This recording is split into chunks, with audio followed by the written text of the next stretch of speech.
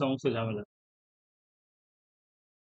আচ্ছা, কি বলেছে দেখো, যে তড়িৎ প্রবাহের তাপীয় ফল সংক্রান্ত আজকে জুলের সূত্রটা পড়বো, এবং বেশ কিছু আজ থেকে তোমাদের ক্যালকুলেশন শুরু হবে, বেশ কিছু ম্যাথ আছে এখানে, তার আগে সূত্র দরকার, সূত্রগুলো জানতে হবে। কি বলেছে দেখো, যে আমি সংক্ষেপে বলে দিচ্ছি, এরপর থেকে এই দুটো পেজ তোমাদের ডিটেলসে পড়তে হবে, তারপরের পেজগুলো আর অত বেশি দরকার নেই, শুধুমাত্র কিছু কিছু জায়গায় কিছু কিছু লাইন শুধু পড়লেই তোমাদের হবে, বৈশিষ্ট্যগুলো জেনে রাখলেই হবে।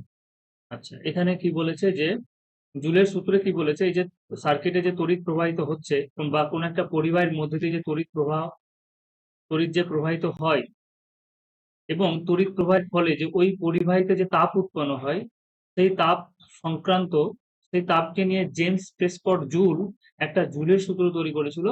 সেটা হচ্ছে কি 1841 খ্রিস্টাব্দে, জেমস প্রেসকট জুল। এবং জুলের তিনটে সূত্র আছে, সরি এখানে তিনটে সূত্র আছে, যেই তিনটে সূত্রকে এরকম ভাবে লেখা হয়েছে। দেখো কি বলেছে, যে কোনো পরিবাহের মধ্যে দিয়ে তড়িৎ প্রবাহের সময়, কোনো পরিবাহের রোধ যদি আর হয়, এবং প্রবাহ মাত্রা যদি, প্রবাহের সময়টি অপরিবর্তিত থাকলে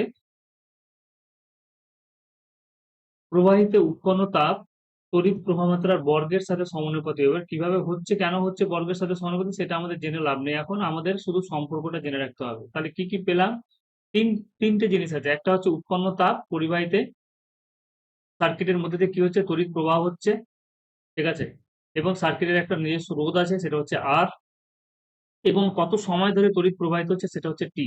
আমি যদি নিচের সার্কিটটাই দেখি, তাহলে এখানে দেখো কি কি আছে, তড়িৎ প্রবাহ আছে, আয় আছে, ভোল্টেজ, এই বিভব পার্থক্য তৈরি করেছি বলে সার্কিট কিন্তু আয় তড়িৎ প্রবাহ মাত্রা হচ্ছে, এবং রোধ হচ্ছে কি তোমার কত, সার্কিটের রোধ হচ্ছে কি আর, এবং তুমি কত সময় ধরে সার্কিটটা অন রেখেছো, সেটা হচ্ছে টি। তাহলে জেমস প্রেসকট জুল কি বললো, যে যদি এই দুটো অপরিবর্তিত থাকে, মানে যখন আমরা কি করব, এই তাপকে কোনো একটার সাথে কম্পেয়ার করব, তখন অপর দুটো কিন্তু ধ্রুবক থাকবে, মানে এগুলোকে চেঞ্জ করতে পারবে না। তাহলে প্রথম সূত্র থেকে আমরা বলবো যে এই সমানুপাতি হচ্ছে আই স্কয়ার, মানে উৎপন্ন যেটা তাপ উৎপন্ন হবে, সেটা হচ্ছে কি তোমার প্রবাহ মাত্রার বর্গের সাথে সমানুপাতিক। দুই নম্বর কি হচ্ছে, যে এই সমানুপাতি হচ্ছে গিয়ে এই সমানুপাতি হচ্ছে আর, মানে যখন এবার কি হচ্ছে, আই এবং টি হচ্ছে ধ্রুবক, যখন আমি কি বললাম, আই হচ্ছে গিয়ে, যখন আমি আই এর সাথে কম্পেয়ার করছি, তখন আর ও টি হচ্ছে ধ্রুবক, ওই জিনিসগুলো লেখা আছে, এই দুটো হচ্ছে গিয়ে ধ্রুবক। আচ্ছা, যখন আর এর সাথে কম্পেয়ার করব, তখন আই ও টি কি থাকবে, ধ্রুবক থাকবে। আর যখন টি এর সাথে কম্পেয়ার করব, তখন এটাও সমানুপাতিক হবে, এবং টি এর সাথে যখন কম্পেয়ার করবে, তখন আই ও আর ধ্রুবক থাকবে। তাহলে এই হচ্ছে গিয়ে নিয়ম। এটা হচ্ছে 1 নম্বর সূত্র, এটা হচ্ছে 2 নম্বর, এটা হচ্ছে 3 নম্বর। তাহলে জুল কি বললো, যে উৎপন্ন যেটা তাপ, সার্কিটে যেটা তাপ উৎপন্ন হচ্ছে, সেটা প্রবাহের বর্গের সাথে সমানুপাতিক হচ্ছে যখন আর এবং টি ধ্রুবক, এবং রোধের সাথেও সমানুপাতিক হচ্ছে যখন আই এবং টি ধ্রুবক, আর বাদ দিয়ে যেই দুটো বাকি আছে সেগুলো ধ্রুবক, এবং যে যত সময় ধরে আমরা সার্কিটে তড়িৎ প্রবাহিত করছি, তার সাথেও সমানুপাতিক হবে। এটা সমানুপাতিক হওয়া মানে কি বলতো, যে রোধ যদি বাড়ে, তাহলে অটোমেটিক হিট এনার্জি বেড়ে যাবে, যদি রোধ কমে সার্কিটে, তাহলে হিট এনার্জি কমে যাবে। এই জিনিসটা বলতে চাইলেন। যদি তড়িৎ প্রবাহ মাত্রা, যদি সময় বাড়ে, তাহলে সেক্ষেত্রে কি হবে, হিট এনার্জি বেশি উৎপন্ন হবে, যদি সময় কমে যায়, তাহলে হিট এনার্জি কি হয়ে যাবে, কমে যাবে। আচ্ছা, এবার এখানে কি বললো, যে প্রবাহ মাত্রা যদি বাড়ে, তাহলে সেক্ষেত্রেও কিন্তু কি হবে, হিট এনার্জি দ্বিগুণ, মানে স্কোয়ার আকারে বাড়বে। প্রবাহ মাত্রা যদি কমে, তাহলে এরকম ভাবে স্কোয়ার আকারে কমবে। তাহলে এই হচ্ছে গিয়ে তোমার সম্পর্ক, তিনটে সম্পর্ক দেওয়া আছে। এই তিনটে সম্পর্কে যদি আমি একসাথে লিখি, তাহলে জুলের সূত্র যেটা আসবে, সেটা হচ্ছে গিয়ে, এটা একটা ভেদের একটা নিয়ম, যে দেখো এক পাশে এইচ কিন্তু চেঞ্জ হয়নি, এইচ কিন্তু ফিক্সড আছে। বাম দিকে তুমি যদি দেখো, তিনটেতে কিন্তু এইচ আছে, কিন্তু ডান পাশে আই আর টি এগুলো কিন্তু চেঞ্জ হয়েছে, ধ্রুবক গুলো চেঞ্জ হয়েছে। তাহলে আমরা এটাকে একবার লিখতে পারবো, এই সমানুপাতি হচ্ছে আই স্কয়ার আর টি। যেগুলো চেঞ্জ হয়েছে সেগুলোকে গুণ আকারে লিখে দাও, যেটা চেঞ্জ হয়নি সেটাকে ফিক্সড রাখো। সমানুপাতিকে তুললে এরকম একটা সম্পর্ক আসবে, I square R T by J. এখানে জে হচ্ছে জুল তুল্যাঙ্ক বা যান্ত্রিক তুল্যাঙ্ক তুমি বলতে পারো। এখানে তাপের যান্ত্রিক তুল্যাঙ্ক আমরা বলতে পারবো জে কে। এই যেখানে লেখা আছে, যে জে হচ্ছে গিয়ে কি, জে হচ্ছে গিয়ে তাপের যান্ত্রিক তুল্যাঙ্ক। তাহলে এটাই হচ্ছে গিয়ে জুলের সূত্র, এটা একটু মনে রাখবো, অনেক সময় এটার উপর দিয়ে যদি ক্যালকুলেশন করতে দেয়। আচ্ছা, জুলের সূত্রে আর একটা রূপ আছে, সেটা হচ্ছে গিয়ে এই সমানুপাতি হচ্ছে আই স্কয়ার আর, সরি এখানে আর স্কয়ার হবে না, আমি ভুল লিখেছি, এই জায়গায় একটু ভুল হয়ে যাবে।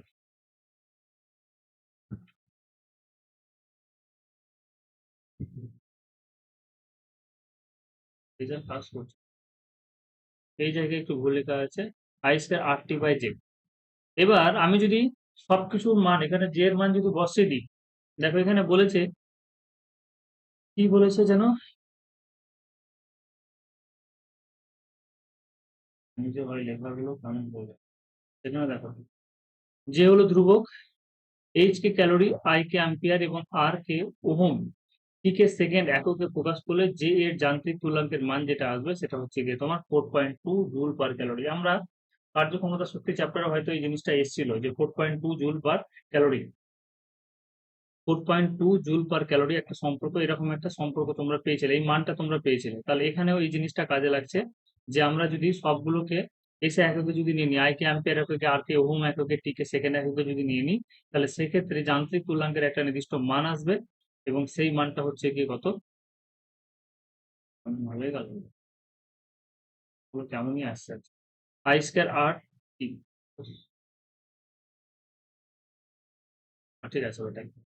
তাহলে ফাইনালি আমরা কি পেয়ে গেলাম, I square R T by 4.2। এটাকে ভাগ করে নিলে কি চলে আসবে, সেটা হচ্ছে গিয়ে এটা ক্যালোরিতে আসবে, কারণ তাপ তো ক্যালোরি এককে আসবে। তাহলে 0.24, 0.24 আই স্কয়ার আর টি।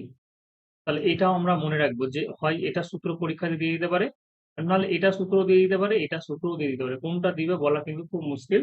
অর্থাৎ জুলের যেটা সূত্র সেটার 3 রকম ফর্ম আছে, I square R T by J, এর মানটা যদি বসিয়ে দিই 4.2 জুল পার ক্যালোরি, তাহলে সেক্ষেত্রে কি আসবে, এটা আসবে 4.2 দিয়ে, আর নিচেরটা হচ্ছে গিয়ে ভাগ করলে, এককে তুমি যদি 4.2 দিয়ে ভাগ করো, উপরে কোনো কিছু নেই তো, তাহলে সেক্ষেত্রে 0.24 আই স্কয়ার আর টি আসবে। তাহলে এটা হচ্ছে কি জুলের সূত্র।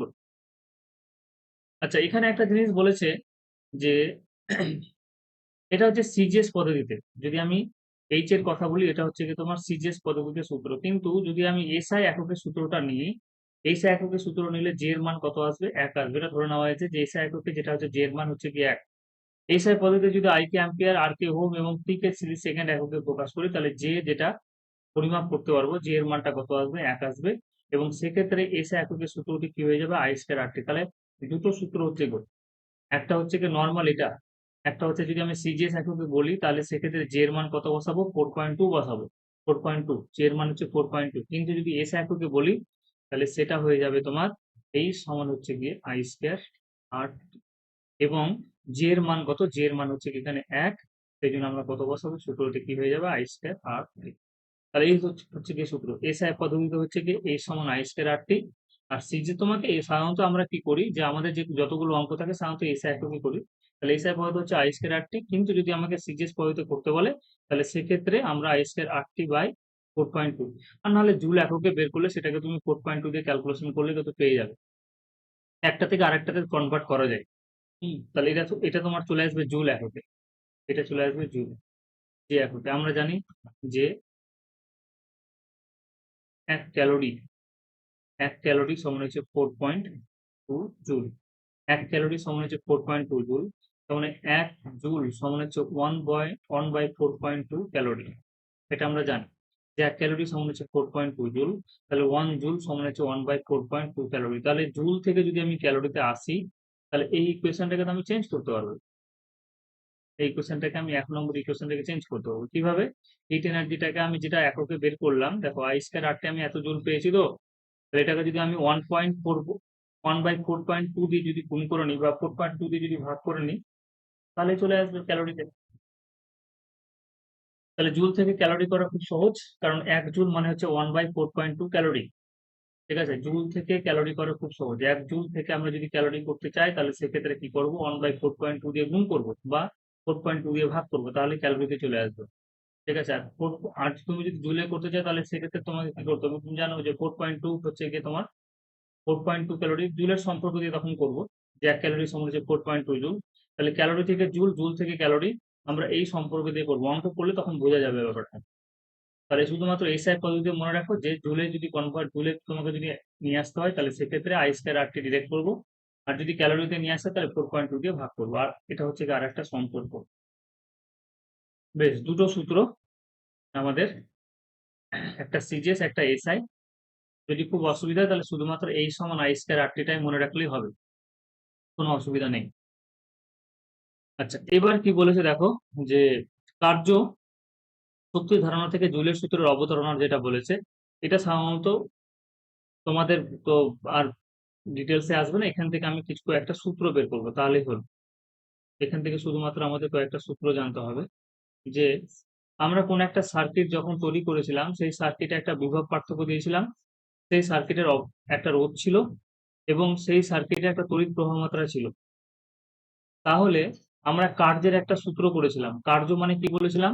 কার্য দেখো বলেছিলাম যে এখানে দেওয়া আছে যে কার্যের সূত্র থেকে যদি আমরা বলি যে এটা হচ্ছে এ বিন্দু, এটা হচ্ছে বি বিন্দু, তাহলে এখান থেকে প্লাস কিউ পরিমাণ একটা আধানকে, কিউ পরিমাণ একটা ধনাত্মক আধানকে, কিউ পরিমাণ একটা ধনাত্মক আধানকে যদি আমি এ বিন্দু থেকে বি বিন্দুতে নিয়ে আসতে চাই, তাহলে সেক্ষেত্রে যে পরিমাণ কৃতকার্য আমাকে করতে হবে, তাহলে আমি তোমাদের বলেছিলাম যে কৃতকার্য ডব্লিউ সমান হচ্ছে গিয়ে কিউ বাই ডব্লিউ সমান হচ্ছে গিয়ে কিউ বাই টি, সরি বিভব পার্থক্য আছে না, হ্যাঁ, ডব্লিউ সমান হচ্ছে গিয়ে আমি একবারে যদি বলি, দেখো ডব্লিউ সমান কি হয়ে যাবে ভি ইন্টু কিউ। এটা হচ্ছে কৃতকার্যের একটা ফর্মুলা ছিল। আমি বলেছিলাম যে কিউ পরিমাণ আধানকে যদি তুমি এ বিন্দু থেকে বি বিন্দুতে নিয়ে আসতে চাও, তাহলে সেক্ষেত্রে যে পরিমাণ কৃতকার্য করতে হবে সেটা হচ্ছে ভি ইন্টু কিউ। কারণ একটা আধানকে তুমি যদি একটা একক আধান যদি থাকে, মানে কৃতকার্য সমান কত হয়ে যাবে বিভব পার্থক্য। যদি আধানের মানটা কি হয়ে যায় এক একক থাকে, তাহলে সেক্ষেত্রে কৃতকার্য যেটা হচ্ছে ভি ইন্টু ওয়ান, কিন্তু আধানের মান কত আছে প্লাস কিউ পরিমাণ চার্জ আছে, তাহলে সেক্ষেত্রে কৃতকার্যের পরিমাণ কত হবে বিভব পার্থক্যের সাথে আমাকে কি করতে হবে, কিউকে গুণ করতে হবে। বিভব পার্থক্যের সাথে কিউকে গুণ করতে হবে, এটা হচ্ছে কৃতকার্যের একটা কনসেপ্ট ছিল। আমরা এরকম করেছিলাম যে অসীম দূরত্ব থেকে একক ঘনত্ব কোনো আধানকে তড়িৎ ক্ষেত্রের কোনো বিন্দুতে নিয়ে আসতে যে পরিমাণ কৃতকার্য, যে পরিমাণ কি যেন একটা ছিল সংজ্ঞাতে, তাকে আমরা কৃতকার্য বলেছিলাম। এই যে এখানে সংজ্ঞা ছিল, তোমাদের এটা দেখে নাও, ওই সংজ্ঞাটাকে এখানে করা হয়েছে।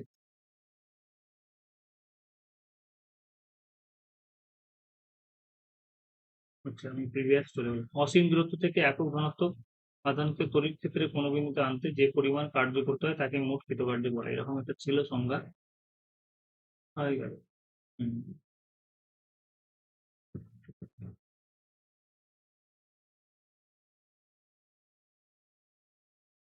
ওটা তো তড়িৎ বিভব আছে। তড়িৎ বিভব আছে না? এক মিনিট দাঁড়াও তো, তাহলে আমি একটু ভুল বলছি মনে হয়, এখানে কার্যের সাথে একটা সম্পর্ক ছিল মনে হয়, সরি ওটা বিভবই আছে। চার্জ তো সম্পর্ক আছে। হ্যাঁ, সম্পর্ক আছে। নিশ্চয় করে ডাব্লিউ বাই কিউ। হ্যাঁ, আমি ওইটা ভুল বলছিলাম যে অসীম দূরত্ব থেকে একক ঘনত্ব কোন আধানকে তড়িৎ ক্ষেত্রের কোন একটা বিন্দুতে নিয়ে আসতে যে পরিমাণ কৃতকার্য করতে হয় সেটাকে আমরা তড়িৎ বিভব বলেছিলাম। ঠিক আছে, এরকম ছিল দেখো মনে হয়, যে পরিমাণ কৃতকার্য করতে হয় তাকে আমরা তড়িৎ বিভব বলেছিলাম, ঠিক এরকম ছিল। তাহলে যদি আমরা একটা আধানকে যদি এখান থেকে নিয়ে আসি এই বি বিন্দু পর্যন্ত, তাহলে যে পরিমাণ কৃতকার্য করতে হবে সেটা হচ্ছে তোমার ভি, ডব্লিউ সমান ভি।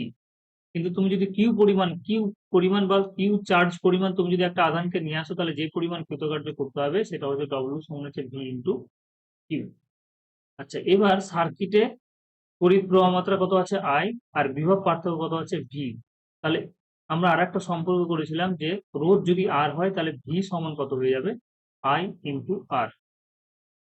রোধ যদি তোমার আর হয় তাহলে সার্কিটের ক্ষেত্রে আমরা কি পেয়ে যাবো, বিভব পার্থক্য সমান হচ্ছে তড়িৎ প্রবাহ মাত্রা ইন্টু হচ্ছে কি তোমার রোধ। এটা একটা সম্পর্ক ছিল, তাহলে দুটো সম্পর্ক পেলাম, এটা 1 নম্বর, এটা হচ্ছে 2 নম্বর। এবার এই দুটো সম্পর্কে যদি একসাথে আমরা দেখো, এখানে যদি মান বসিয়ে দিই ভি সমান যদি আই আর বসিয়ে দিই, তাহলে আই আর ইন্টু কত হয়ে গেল কিউ। এবার আর একটা সূত্র ছিল দেখো, কিউ সমান আইটি ছিল, কিন্তু মনে করো যে অনেকগুলো সূত্র একসাথে আমরা লিখছি, কিউ সমান আইটি মানে এরকম বলেছিলাম তোমাদের যে তড়িৎ প্রবাহ মাত্রা মানে হচ্ছে তড়িৎ আধান বাই সময়, কি পরিমাণ আধান কোন একটা প্রসেসর দিয়ে বেরিয়ে যাচ্ছে এবং কত সময় বেরোচ্ছে, তাদের যেটা অনুপাত সেটাকে আমরা বলেছিলাম তড়িৎ প্রবাহ। তাহলে তড়িৎ প্রবাহ সমান যদি এটা হয়, তাহলে এখানে আমরা মান বসাতে পারবো, সেটা হচ্ছে আই আর আর কিউ সমান হচ্ছে গিয়ে আই টি। তাহলে ক্যালকুলেশন করলে আসবে কি আই স্কয়ার আর টি। তাহলে আমরা কি পেয়ে গেলাম, এই যে দেখো আমরা একটা জিনিস পেয়ে গেলাম যে ডব্লু ডব্লু সমান হচ্ছে গিয়ে I square R T, W সমান হচ্ছে আই স্কয়ার আর টি। এবার একটা জিনিস তোমরা পড়েছিলে, একটা চ্যাপ্টার ক্লাস 9-এর একটা চ্যাপ্টার করেছিলাম, সেখানে বলেছিলাম যে কার্য তাপে কার্য তাপে রূপান্তরিত হয় এবং তাপ কার্যে রূপান্তরিত হয়, মানে ডব্লিউ প্রপোর্শনাল টু হচ্ছে গিয়ে, এখানে যে দিয়ে বলছে না, ডব্লিউ প্রপোর্শনাল টু এইচ, হ্যাঁ ঠিক আছে। আচ্ছা, ডব্লিউ প্রপোর্শনাল টু এইচ মানে যত বেশি কার্য করব তত বেশি তাপ উৎপন্ন হবে। যত, যেমন এই যে হাতে হাতে তাপ, আমরা যদি দুটো তালুকে একসাথে সংঘর্ষ করি তাহলে সেক্ষেত্রে কার্য করছে এবং কার্য করার ফলে কি উৎপন্ন হচ্ছে, তাপ শক্তি উৎপন্ন হচ্ছে। ঠিক আছে, উনুনে আমরা যদি কোনো কিছু বসাই এবং তার উপরে যদি কোনো একটা পটের উপরে যদি আমরা কি রেখে দিই, একটা ঢাকনা রেখে দিই, তাহলে ভাত করার সময় হয় এরকম, তাহলে ঢাকনাটা কি হচ্ছে, নিচ থেকে কি হচ্ছে, স্টিমটা যাচ্ছে, ওখানে কার্য হচ্ছে, ওই কার্য করার ফলে কি হচ্ছে তোমার, কার্যকর বলছি তাপ শক্তি, তাপের মাধ্যমে কি উৎপন্ন হচ্ছে, কার্য উৎপন্ন হচ্ছে। তাহলে তাপ কার্যে রূপান্তরিত হচ্ছে এবং কার্য তাপে রূপান্তরিত হচ্ছে। আমরা যে উনুনে যে নিচ থেকে হিট এনার্জি দিই, হিট, আর তার উপরে যে একটা পড থাকে, এই পডটা কি হচ্ছে, হিট এনার্জির ফলে একটা সময় পরে যখন এটা লাফাতে শুরু করে, তাহলে সেক্ষেত্রে কি হয়ে গেল, এখানে তাপ শক্তিটা কার্যে রূপান্তরিত হয়ে গেল। তাহলে আমরা কি পেলাম, যে তাপ কার্যে রূপান্তরিত হয় এবং কার্য তাপে রূপান্তরিত হয়। বেশ, তাহলে এখান থেকে যদি আমরা একটা সম্পর্ক করেছিলাম, ডব্লিউ সমানই হচ্ছে গিয়ে জে এইচ। ঠিক আছে, এই যে যান্ত্রিক তুল্যাঙ্ক চলে এলো জে এইচ। ঠিক আছে, যান্ত্রিক তুল্যাঙ্ক আমরা জে এইচ বলবো। তাহলে ডব্লিউ, এই যে ইকুয়েশন, এই যে 1 নম্বর ইকুয়েশন, বা এটা আমি যদি 4 নম্বর দিয়ে দিই, তাহলে এই ইকুয়েশন আমরা কি বসাতে পারবো, 3 নম্বর দিয়ে দাও। তাহলে এই ইকুয়েশন আমরা কি বসাতে পারবো, ডব্লিউ সমান হচ্ছে J H I square R T. তাহলে এখান থেকে আমরা এই সমান বলতে পারবো I square R T by J, I square R T by J, যেখানে জে এর মান কি হতে পারে 4.2, যদি আমি সিজিএস এ বের করতে পারি, বের করি, আর এসআই তে যদি জে এর মান আমি কত নেবো 1, যদি আমি এসআই এককে বের করবো, তাহলে হয়ে গেল তোমাদের সূত্র। তাহলে এখান থেকে বেশ কিছু জিনিস আমরা কিন্তু জানতে পারছি, যে এই যে জুলের সূত্রে আমরা কার্যশক্তির ধারণা থেকে জুলের সূত্রের অবতারণা তৈরি করতে পারলাম, কিন্তু অনেকগুলো আমরা সূত্র পেলাম। সূত্রগুলো কি কি আমি এক এক করে তাহলে বলে দিচ্ছি। আমরা প্রথম থেকে যতগুলো সূত্র করেছিলাম সবগুলো সূত্র আমি একবার বলছি। একটা ছিল যে তোমার, প্রথমে ছিল কিউ সমান আইটি, বা আই সমান হচ্ছে তড়িৎ প্রবাহ মাত্রা মানে হচ্ছে কিউ বাই টি, এটা একটা সূত্র মনে রাখতে হবে। একটা সূত্র করেছিলাম ভি সমান হচ্ছে গিয়ে আই আর। ঠিক আছে, ভি সমান হচ্ছে গিয়ে আই আর। তারপরে একটা সূত্র করলাম, সেটা হচ্ছে গিয়ে কৃতকার্য সমান হচ্ছে বিভব ইন্টু আধান, ডব্লিউ সমান হচ্ছে ভি ইন্টু কিউ। এখান থেকেই তোমার চলে এলো, এখান থেকে কতগুলো সূত্র আসছে দেখো, যে ভি এর মান যদি আমি বসাই, ভি সমান যদি আই আর বসাই, তাহলে আই আর, আর কিউ এর মান যদি বসাই দিই, কিউ সমান হচ্ছে আইটি, তাহলে এখান থেকে আমরা একটা সূত্র পেয়ে যাচ্ছি, সেটা হচ্ছে আই স্কোয়ার আর টি, মানে ওটাই সূত্র ঘুরে আসছে অ্যাকচুয়ালি। আর ডব্লিউ সমান জেইচ থেকে আমরা কি করলাম, মানে ওই সূত্র কৃতকার্য সমান আমরা এরকম বলতে পারবো আই স্কোয়ার আর টি, অথবা আমি এরকম ভাবেও বলতে পারবো যে এইচ দিয়ে যদি বলি, তাহলে সেক্ষেত্রে যেটা এখান থেকে যেটা উৎপন্ন হচ্ছে এইচ, এইচ সমান কি পেলাম I square R T by J. এটা হচ্ছে জুলের সূত্র চলে এলো, এটা হচ্ছে জুলের সূত্র। বেশ, এরপরে আরো সূত্র করেছিলাম, সেটা হচ্ছে গিয়ে তোমার আরেকটা সূত্র করেছিলাম, ধরো একটু ওয়েট করো, হ্যাঁ 1 মিনিট।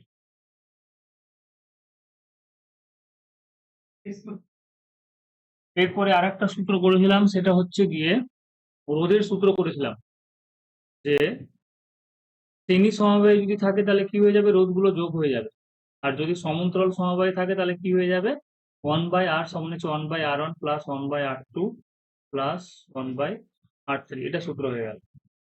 যে যে সূত্রগুলো করেছি সেগুলো আমরা একবার লিখে নিচ্ছি। বেশ, আর একটা সূত্র করেছিলাম, যে আর সমান হচ্ছে রো এল বাই এ, যে রোধ যেটা উৎপন্ন হচ্ছে সেটা দৈর্ঘ্য প্রস্থচ্ছেদের ক্ষেত্রফলের সাথে কিভাবে সম্পর্ক রাখছে। আর এখন যেটা করলাম জুলের সূত্র, সেটা তো আমি বললাম যে এইচ সমান হচ্ছে গিয়ে I square R T by J. তাহলে এতগুলো সূত্র আছে তোমাদের, ঠিক আছে, এতগুলো সূত্র আছে, এই সূত্রগুলো কিন্তু আমাদেরকে জেনে রাখতে হবে। ঠিক আছে, বোঝা যাচ্ছে তো নাকি?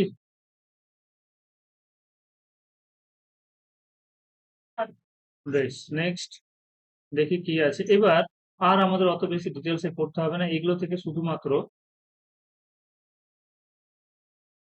যে ইলেকট্রিক ইস্ত্রিতে আমরা কোন ধরনের তার ব্যবহার করি, বা কোন ধরনের, এখানে দেখো পরিবাহী হিসাবে কোন ধরনের তার আমরা ব্যবহার করি এবং সেটা কি দিয়ে দিয়ে তৈরি, যেমন এখানে নাইট্রন তার আমরা ব্যবহার করছি ইলেকট্রিক ইস্ত্রিতে।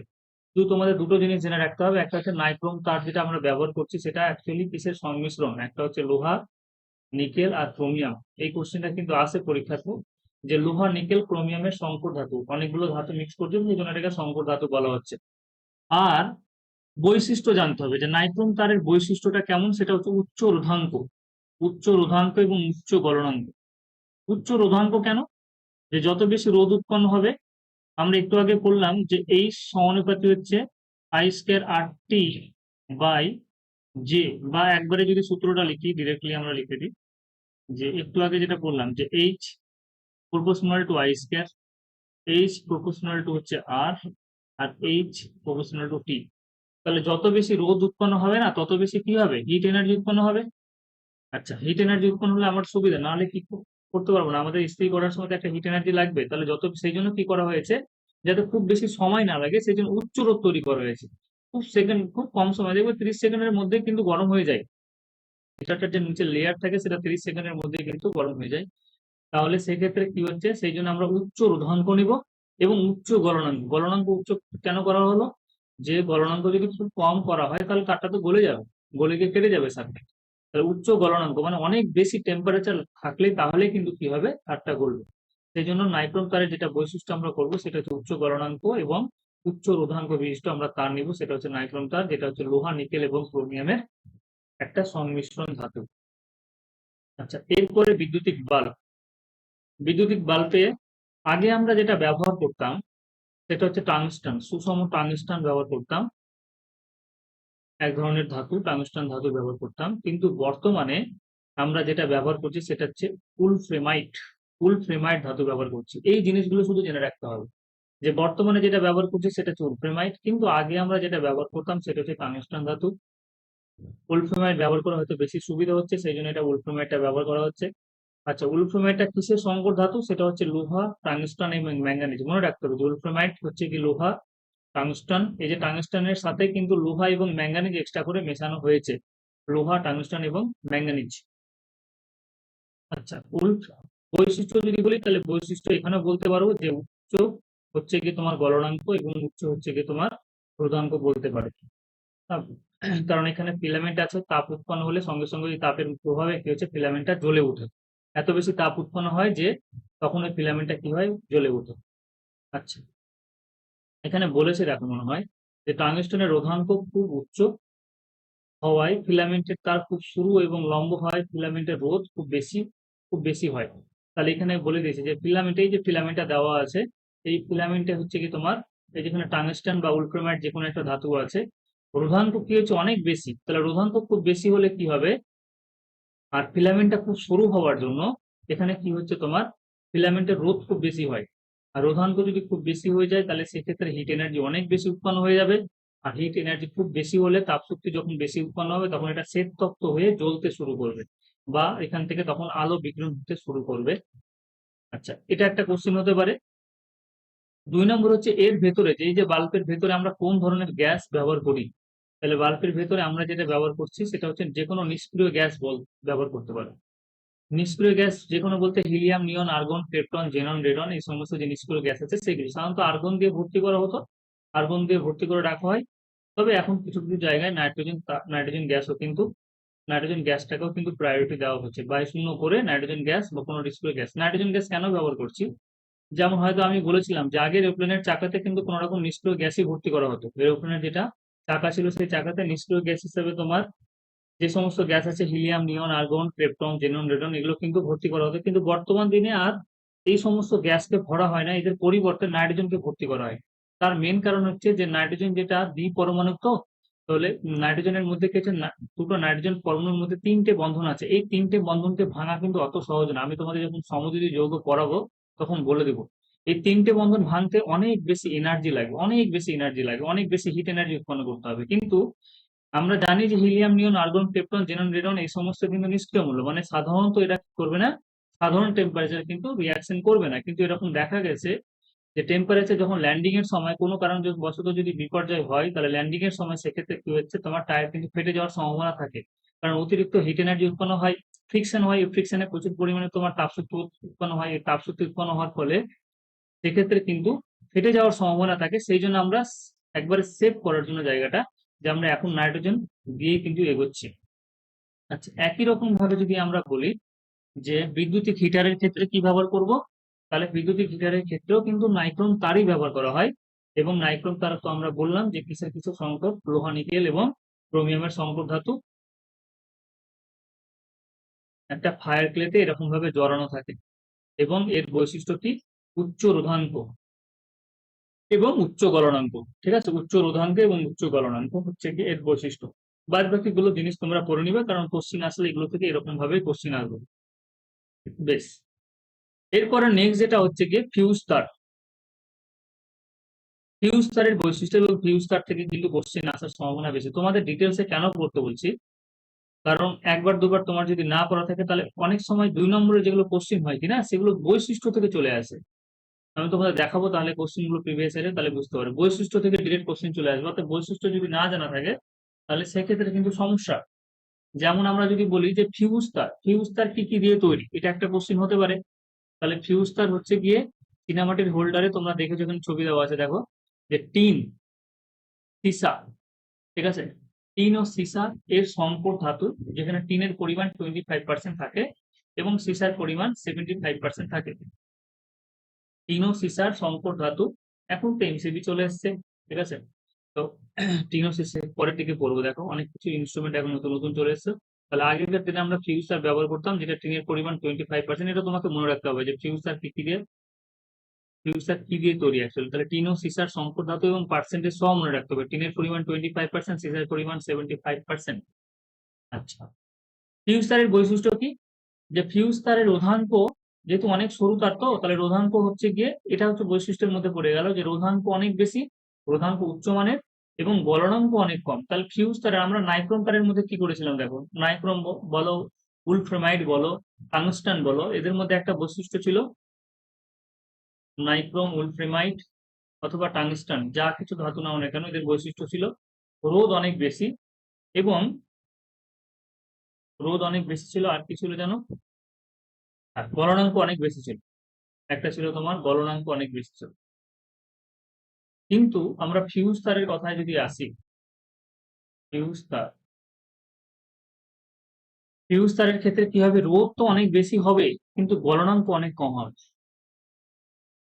গলনাঙ্ক কিন্তু অনেক কম করতে হবে, কারণ গলনাঙ্ক তুমি যদি কম না করো তাহলে সেক্ষেত্রে কি হচ্ছে, দেখো আমি আগে প্রথমে কমটা দিয়ে বলে নিই যে গলনাঙ্ক, রোধ অনেক বেশি, তাহলে রোধ যদি অনেক বেশি হয় তাহলে কোনো কারণবশত সার্কিটে, আমাদের বাড়িতে সাধারণত 220 ভোল্টেজ থেকে 240 ভোল্ট এর কারেন্ট কিন্তু আমাদের সার্কিটে, আমাদের যেটা ক্যাপাসিটি সেই অনুযায়ী কিন্তু 220 থেকে 40 আসলে সমস্ত ইনস্ট্রুমেন্ট চলবে।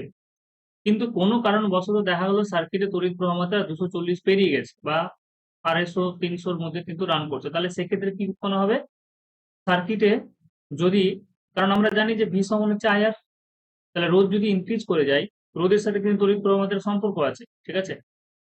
সার্কিটে তোমার যদি রোধ রোধ যদি বেড়ে যায় তাহলে সেক্ষেত্রে কি হবে, হিট এনার্জি অনেক বেড়ে যাবে, কারণ আমরা একটু আগে করলাম যে এই সমান হচ্ছে গিয়ে আই স্কয়ার আর টি। আচ্ছা, তাহলে রোধ যদি বেড়ে যায় তাহলে সেক্ষেত্রে কি হবে, তাপ বেড়ে যাবে। আমি ওটাতেই ব্যাখ্যা করছি না, এটাতে শোনো তাহলে বেশি বুঝবে। রোধ যদি বেড়ে যায় তাহলে সার্কিটের তাপ বেড়ে যাবে, এই হিটের ফলে কি হয়ে যাবে, গলনাঙ্ক যেহেতু খুব কম, তাহলে কি হবে, ফিউজ কাটটা কিন্তু সঙ্গে সঙ্গে কেটে যাবে। যদি না কাটে তাহলে কি হতো, দেখা গেল গলনাঙ্ক তুমি আগের মতোই করে রেখেছো, নাইক্রোম তারের মতোই গলনাঙ্ক করে রেখেছো, তাহলে সেক্ষেত্রে গলবে না।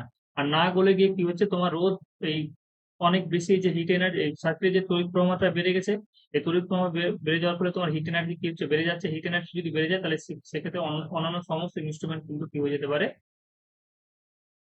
নষ্ট হয়ে যেতে পারে। সেই জন্য আমরা কি করব, যে ফিউজ তারের ক্ষেত্রে আমরা গলনাঙ্কটাকে অনেক কমিয়ে রাখবো। না গলনাঙ্ক যদি কমিয়ে রাখো তাহলে সেক্ষেত্রে কি হবে না, ফিউজ তারটা গলবে না। আর যদি না গলে তাহলে সেক্ষেত্রে কিন্তু বিপদ হয়ে যাওয়ার সম্ভাবনা থাকে।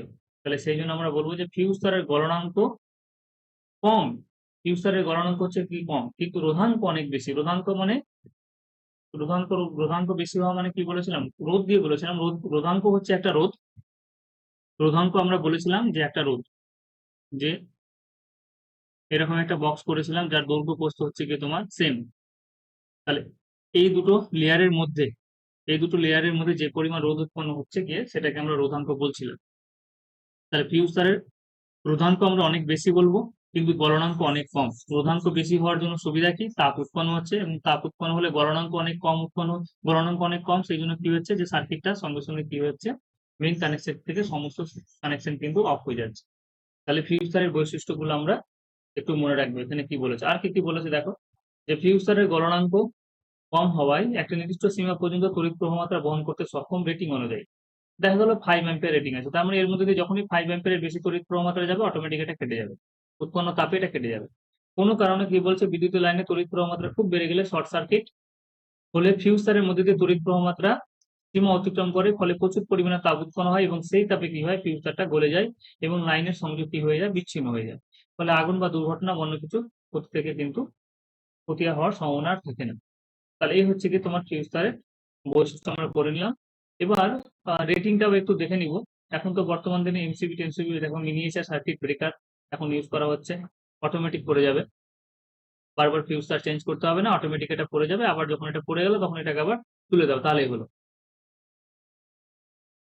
আচ্ছা, ফিউজ তারের এই যে প্রবাহমাত্রার রেটিং যেটা বলেছে 5 অ্যাম্পিয়ার, মানে কি যে 5 অ্যাম্পিয়ার পর্যন্ত ফিউজ তার কিন্তু নিতে পারবে, তার বেশি যদি যায় তাহলে অটোমেটিক ওই উৎপন্ন তাপে কি হবে, ফিউজ তারটা তোমার গলে যাবে, যে সার্কিটটা বিচ্ছিন্ন হয়ে যাবে, তার তড়িৎ প্রবাহমাত্রা যাবে। এমসিবিটা একটু তোমরা পড়ে নিও। হুম, আচ্ছা, এবার এখানে কিছু গাণিতিক উদাহরণ আছে, আমরা গাণিতিক উদাহরণগুলো আগে দেখবো এক এক করে, কারণ আমরা যে সূত্রগুলো করলাম সেই সূত্রগুলো দিয়ে কিন্তু অঙ্ক হবে এবং অঙ্কগুলো করতে হবে, নাহলে কিন্তু হবে না। আচ্ছা, কি বলেছে যে 10 ভোল্ট 10 ভোল্ট বিভব প্রভেদ বিশিষ্ট কোন তড়িৎ উৎস বর্তনীতে 2 মিনিট ধরে 5 অ্যাম্পিয়ার প্রবাহ পাঠালে উৎস কর্তৃক কৃতকার্যের পরিমাণ কত হবে। তাহলে যা যা দিয়েছে, আগে দেখো আমরা অঙ্ক করবো কি করে, যা যা দিয়েছে সেটা আগে ভেবে নেবো যে কি কি দিয়েছে। ভোল্টেজ দিয়েছে, সেটা হচ্ছে 10 ভোল্ট বেস, আর কি দিয়েছে, টাইম দিয়েছে, কত টাইম দিয়েছে, 10 মিনিট। তাহলে আমরা মিনিট এককে রাখবো না, কারণ আমরা জানি যে সময়ের যেটা সিজিএস এবং এস একক হয় সেটা হচ্ছে গিয়ে সেকেন্ড। তাহলে 10 ইন্টু 60 সেকেন্ড, তাহলে কত হয়ে গেল, 600 সেকেন্ড হয়ে গেল, 600 সেকেন্ড হয়ে গেল, বেশ। আর কি চেয়েছে, আচ্ছা আর কি দিয়েছে, 5 অ্যাম্পিয়ার তড়িৎ প্রবাহমাত্রা, তাহলে আই কত হচ্ছে কি 5 অ্যাম্পিয়ার, 5 অ্যাম্পিয়ার। তাহলে আমার চেয়েছে কি, কৃতকার্যের পরিমাণ। তাহলে কৃতকার্য আমরা সূত্র করেছিলাম, দেখো কতগুলো সূত্র করেছিলাম কৃতকার্যের। যে প্রথম যেটা আমরা সূত্র কৃতকার্য তৈরি করেছিলাম, যে ডব্লিউ সমান হচ্ছে ভি ইন্টু কিউ।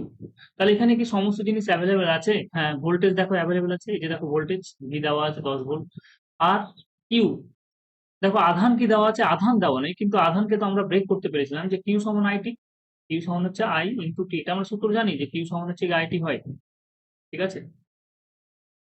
আধান সমান হচ্ছে তড়িৎ প্রবাহ মাত্রা ইন্টু সময়। এবার মানগুলো বসে দাও, দেখো এবার সবকিছু অ্যাভেলেবেল, আই অ্যাভেলেবেল, টাইম হচ্ছে কি অ্যাভেলেবেল, সবকিছু আমরা পেয়ে গেছি। তাহলে আমরা যেটা পেয়ে গেলাম, এবং সবগুলো এসে এককেই আছে, বুঝলে। তাহলে এখানে 10 বসিয়ে দিলাম, তড়িৎ প্রবাহমাত্রা সার্কিটে 5 অ্যাম্পিয়ার, টাইম কত হচ্ছে 600।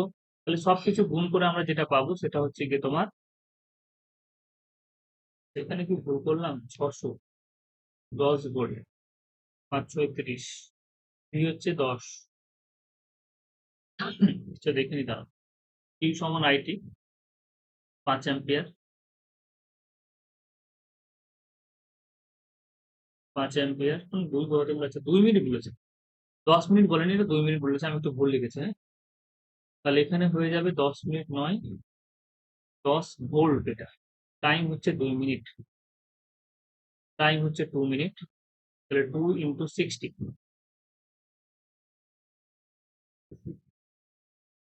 টাইম হচ্ছে 2 ইন্টু 60, এত সেকেন্ড, 120 সেকেন্ড। তাহলে 120 সেকেন্ড যদি হয়, 10 ভোল্ট, আই হচ্ছে কি 5 অ্যাম্পিয়ার, আচ্ছা টাইম হচ্ছে কি তোমার 120, গুণ করে দাও, তাহলে 5 বারং 60 আর দুটো শূন্য, ঠিক আছে। তাহলে এত কি হয়ে গেল, জুল হয়ে গেল, কারণ এখানে আমরা কি করছি, আমরা এসে এককে জানি যে কার্যের যেটা একক হয় বা শক্তির যেটা কৃতকার্য মানে শক্তি, তাহলে এখানে কৃতকার্যের যেটা একক হবে সেটা জুল একক হবে, এসে এককে আমরা জানি।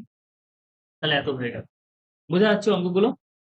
বলো, সূত্র দিয়ে এরকম ভাবে তোমাদের অঙ্ক করতে হবে, তার জন্য কিন্তু সূত্রগুলো জানতে হবে, নাহলে কিন্তু পারবে না করতে।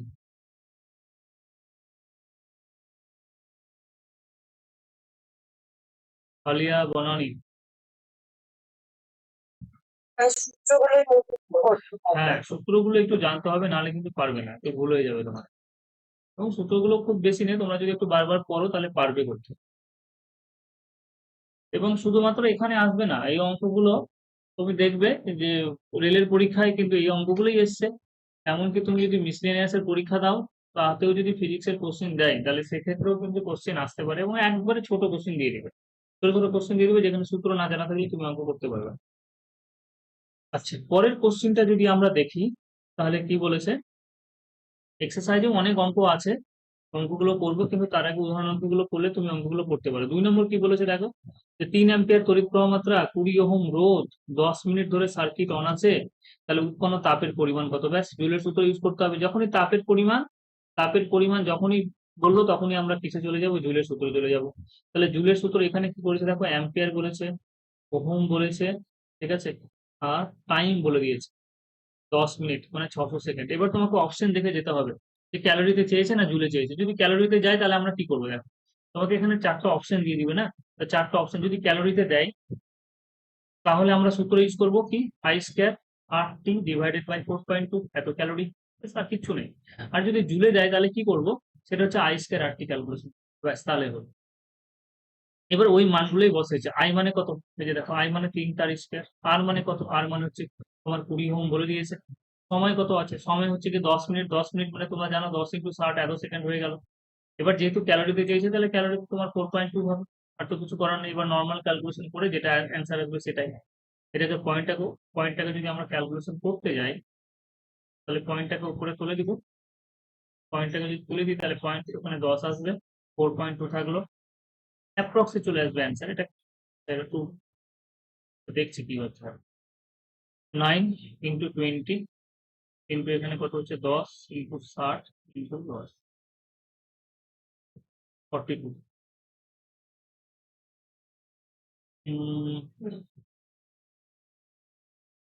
2 দিয়ে যদি কাটো তাহলে 10, 2 দিয়ে যদি কাটো তাহলে 21। আচ্ছা, 3 দিয়ে যদি কাটো, 3 × 3 = 9, 3 7 কত, 21। আর কাটবে না, আমরা কি করবো, অ্যাপ্রক্সে বের করতে পারবো। অ্যাপ্রক্সে দেখো তো, আমি এটা কি করলাম, 3 দিয়ে 6 করে দিলাম, 1 নিচে থাকলো থাক, আমি অ্যাপ্রক্সের কাছাকাছি চলে যাবো। 3 দিয়ে 6, তাহলে উপরে তুমি যদি গুণ করো তাহলে কত আসবে, 1 মিনিট দাঁড়াও, একটা ভুল করছি, 9 20 600, 0.24, 4.2,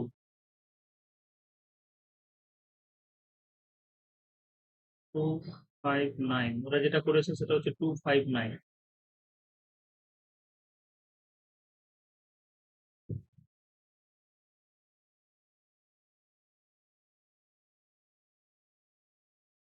আমার চলে আসার কথা এটা,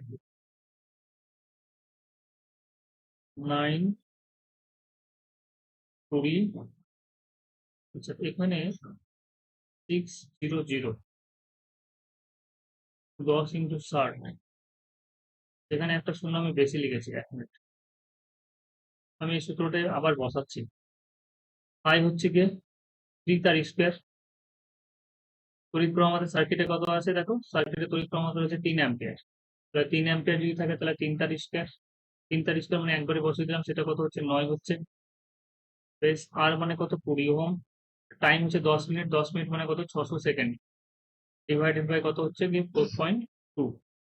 10 মিনিটে যদি তুলে দিই তাহলে কত আসবে, এখানে 10, দেখো 10 তো 9 দিয়ে যদি ক্যালকুলেশন করি, আমি অ্যাপ্রক্সে করছি, 5 9 45 ধরে নাও, 5 4 কত, 20, অ্যাপ্রক্সে তাহলে কত আসে, 2400, 2400, 24, তিনটে শূন্য, 2400। তাহলে ঠিকই আছে, আমি অ্যাপ্রক্সে যদি বের করি তাহলে 2400 কি আসছে, ক্যালোরি আসছে। এটা কত হচ্ছে দেখো, 25,920। তুমি যদি একবারে অ্যাকচুয়াল যদি ডিভাইড করো, তাহলে দেখবে 25,920 মতো অ্যান্সার আসছে। অ্যাপ্রক্সে যদি আমরা বের করি, তাহলে আমি এখানে 2400 ক্যালোরি পেলাম।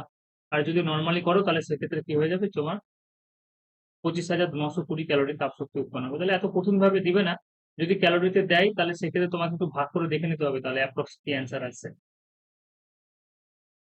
আচ্ছা, না হলে এরকম কিছু দিবে যার জন্য তোমার কি হয়, যে নিচেরটার সাথে উপরেটা কেটে যায়, ঠিক আছে, এমন কোনো কিছু মান দেবে যাতে দেখা গেলো যে 4.2 এর সাথে 9টা কেটে গেল, এরকম কোনো কিছু মান দেবে। আর নাহলে ভাগ করতে হবে, কিছু করার নেই। আচ্ছা, নেক্সট কোশ্চেন কি বলেছে দেখো, আমরা এবার করবো তড়িৎ ক্ষমতা সম্পর্কে। তড়িৎ ক্ষমতা। আচ্ছা, তড়িৎ ক্ষমতা কিলোওয়াট ঘন্টা আর ভোল্টের কনসেপ্টটা আছে ক্লিয়ার করব। তড়িৎ ক্ষমতা কি বলেছে, যে ক্ষমতা মানে আমরা পড়েছিলাম যে ক্ষমতা মানে কি বলেছিলাম, যে পাওয়ার সমান হচ্ছে গিয়ে কৃতকার্য বাই সময়। পাওয়ার মানে হচ্ছে কৃতকার্য বাই সময়। কি বলেছে দেখো, বিদ্যুতিক কার্য করার হারকে ক্ষমতা বলে। এই যে দেখো, এখানে ক্ষমতা মানে কি, কৃতকার্য বা সময়, কার্য করার হারকে আমরা ক্ষমতা বলবো। তাহলে বিদ্যুতিক কার্য মানে কি, তড়িৎ শক্তি। বিদ্যুতিক কার্য মানে তড়িৎ শক্তি, তাহলে তড়িৎ শক্তি ব্যয়িত হওয়ার হারকে আমরা কি বলছি, তড়িৎ ক্ষমতা। কোন তড়িৎ বর্তনীতে তড়িৎ ক্ষমতা বলতে উৎস কর্তৃক তড়িৎ শক্তির সরবরাহের হারকে বোঝায়।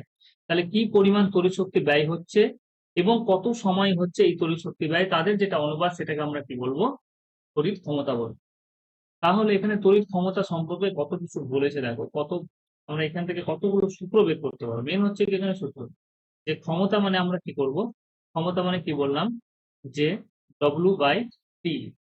আবার ডব্লিউ মানে কি, কৃতকার্য, মানে কৃতকার্য মানে কি V into Q by T, বেশ। আবার কিউ মানে কি, কিউ মানে তোমরা জানো আইটি, কিউ মানে হচ্ছে কি I into T divided by T, since Q মানে কত, আইটি, এখানে পাশে লিখলাম। আর এখানে কৃতকার্য মানে কি, সিন্স ডব্লিউ সমান হচ্ছে ভি ইন্টু কিউ, তোমরা জানো, সেই জন্য এটা লেখা হয়েছে। আর এটা মানে এটা হয়, সেটাকে যদি ক্যালকুলেশন করা যায়, এটাকে যদি আমরা ক্যালকুলেশন করি তাহলে টি টি কেটে যাবে। তাহলে কি পেলাম, একটা সূত্র পেলাম, যে আমরা যদি ক্ষমতা বের করতে চাই তাহলে বিভব পার্থক্য এবং তড়িৎ প্রবাহমাত্রা থাকলেই হবে। পি সমান হচ্ছে ভাই, তোমরা মনে রাখতে পারো পার্থ ভাই, ঠিক আছে, পি মানে হচ্ছে পার্থ, আর ভি এবং আই, তাহলে পার্থ ভাই হয়ে গেল। তাহলে তোমাদের এখান থেকে তোমরা ডিরেক্টলি ভোল্টেজ এবং তড়িৎ প্রবাহমাত্রা যদি জানা থাকে, তাহলে আমরা দেখো আমরা ক্ষমতা তখন বের করতে পারবো যে কি হয়, কৃতকার্য লাগবে আর সময় লাগবে, আর না হলে বিভব পার্থক্য লাগবে, আধান লাগবে, সময় লাগবে, ঠিক আছে, না হলে কি লাগবে, বিভব পার্থক্য লাগবে এবং তড়িৎ প্রবাহমাত্রা লাগবে, তাহলে আমরা ক্ষমতা বের করতে পারবো। এছাড়া আরো অন্যভাবে বের করতে পারবো, কারণ ক্ষমতাটা খুব ইম্পর্টেন্ট, ক্ষমতা বের করা।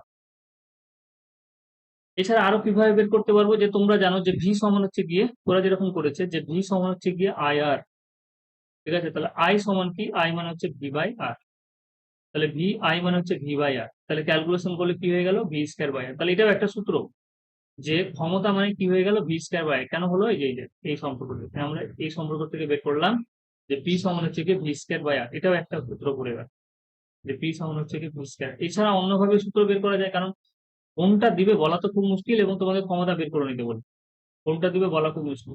এছাড়া অন্যভাবে দিতে পারে, যে আমরা যেরকম ভি সমান আইআর করলাম, ভি সমান আমরা আইআর করলাম এবং আই এর মান এখানে বসালাম, আই সমান হচ্ছে ভি বাই আর। একই রকম ভাবে আমি ভি এর মানও বসাতে পারি, এই ভি এর মান এখানে আই এর মান বসালাম, তো এই সূত্রতে আমি এই সূত্রতে আমি আই এর মান বসালাম, তাহলে এই সূত্রে আমি ভি এর মান বসিয়ে পাবো। তাহলে ভি মানে কত হচ্ছে, ভি মানে হচ্ছে আই আর ইন্টু আর, তার মানে কত হয়ে গেল, আই স্কয়ার আর। তাহলে এটাও একটা সূত্র, যে ক্ষমতা মানে কি হয়ে গেল, তড়িৎ প্রবাহমাত্রা তার স্কয়ার ইন্টু রোধ। তাহলে কতগুলো সূত্র পেলাম দেখো ক্ষমতার। ক্ষমতা মানে কি, ডব্লিউ বাই টি, এটা একটা সূত্র। ক্ষমতা মানে কি বললাম, পার্থ ভাই। ক্ষমতা মানে কি বললাম, ভি স্কয়ার বাই আর। ক্ষমতা মানে আবার বলতে পারবো, সেটা হচ্ছে আই স্কয়ার আর। তাহলে এখানে ক্ষমতার কিন্তু অনেকগুলো সূত্র হয়ে গেল, এবং সূত্রগুলো তোমাকে বারবার একটু জেনে রাখতে হবে, বা সূত্র তুমি যাতে পরীক্ষার হলে বেরও করতে পারো, ঠিক আছে। যদি সূত্র ভুলে যাও, তাহলে যেহেতু একে অপরের সাথে রিলেটেড আছে, তাহলে সূত্র কিন্তু আমরা বেরও করতে পারবো ক্ষমতায়। বলো বোঝা যাচ্ছে কিনা।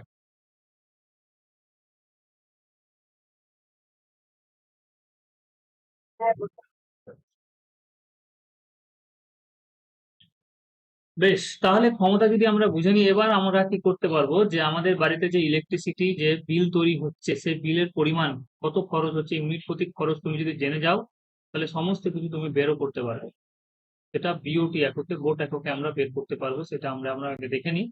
এখানে কিছু ক্ষমতার ব্যবহারিক একক আছে, ঠিক আছে। ক্ষমতার এসআই একক, এসআই এককটা আমাদের ইলেকট্রিসিটির ক্ষেত্রে বেশি প্রযোজ্য হয়ে যায়। ক্ষমতার এসআই একক হচ্ছে ওয়াট। আচ্ছা, এক ওয়াট মানে কি, ওয়াট মানে দেখো, আমরা পাওয়ার মানে কি বললাম, ক্ষমতা, তো তাহলে ক্ষমতা মানে হচ্ছে কি কৃতকার্য বাই সময়।